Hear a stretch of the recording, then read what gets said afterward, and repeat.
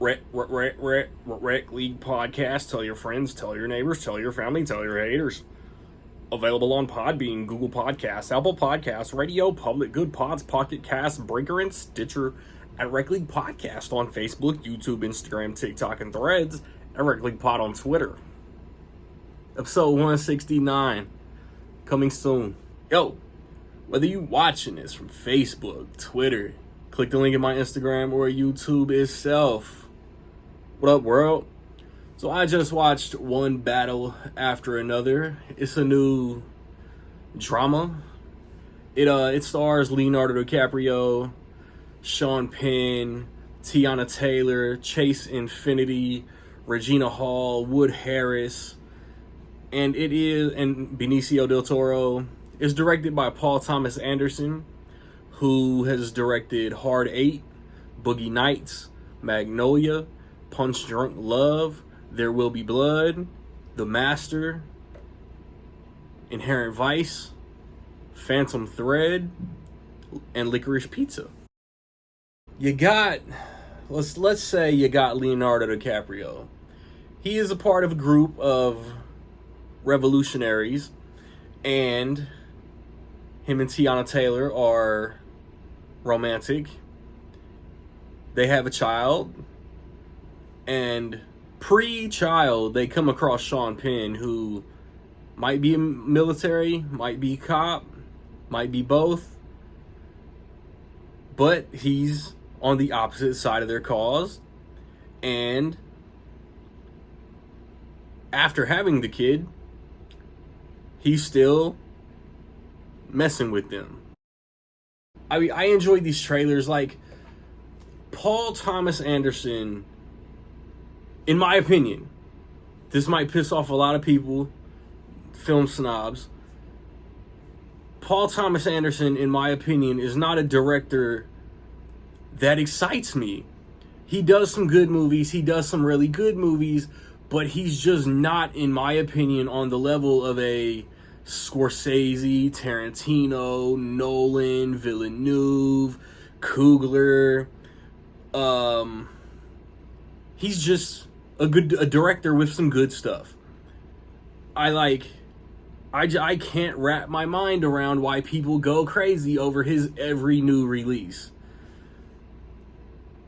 I don't want to make this a Paul Thomas Anderson bashing video. So I don't get it. I thought the same would be said for Wes Anderson. Maybe it's the name. But I've come to find myself loving every Wes Anderson movie except for like Bottle Rocket. That's the one that I don't get. Bottle Rocket. It's fine. But I love Rushmore. I love Tenenbaums. I love Mr. Fox, Isle of Dogs. But performances in this movie, very good. And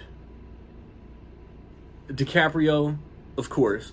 Chase Infinity, shout out Indianapolis. I'm pretty sure it's her first movie. Very good. Sean Penn with the goofiest haircut I believe I've seen in a movie this year. And like the character choices, it's based on a book or inspired by a book, which I'm hanging up my posters looking at Inherent Vice. Come to find out, same author. But it's like the revolutionary mindset. Maybe that's what initially just rubbed me the wrong way.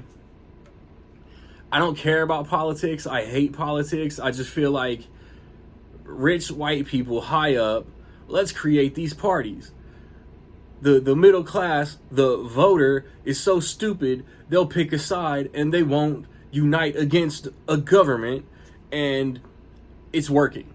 Everybody that votes argues over which old white guy they're gonna back, and they don't care about you. Nobody in the government cares about us. You know what I'm saying?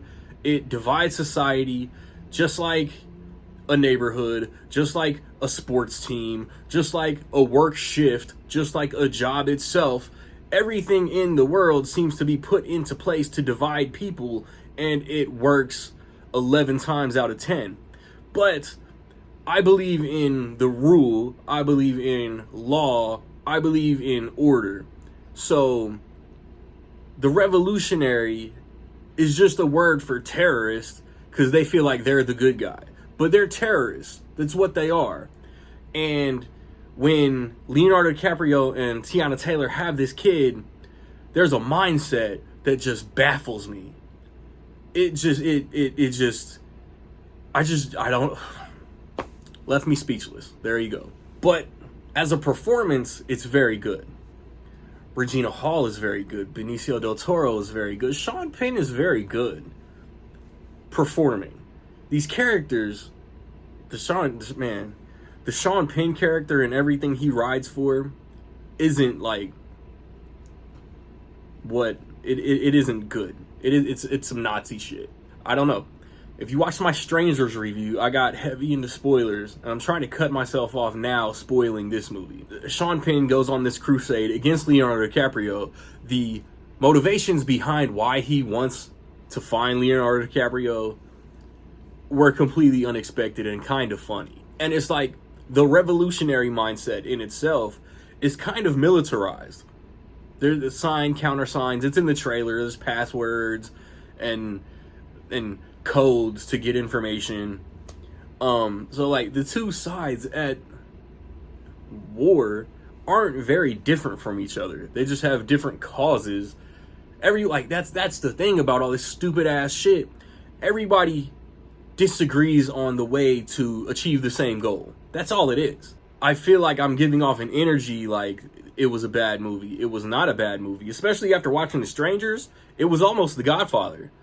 But it wasn't. The internet loves to make everything new sound like it's the best thing that's ever been made, and then it's not.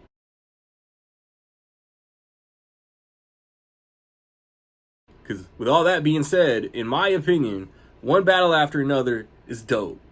It's a good 4 out of 5 star movie. I don't know if it's Twitter. I don't know if it's whatever social media platform that makes all this new shit act like it's like a 6 out of 5, and then it's not. But y'all act like There Will Be Blood is one of the best things ever made. It's cool. Again, I don't get the hype. Paul Thomas Anderson, for me, is just not a guy that I think I will ever love as an artist. Good, respected, don't love. That's cool. Have you seen One Battle After Another, man? What you think? Positive, negative, somewhere in between, let me know.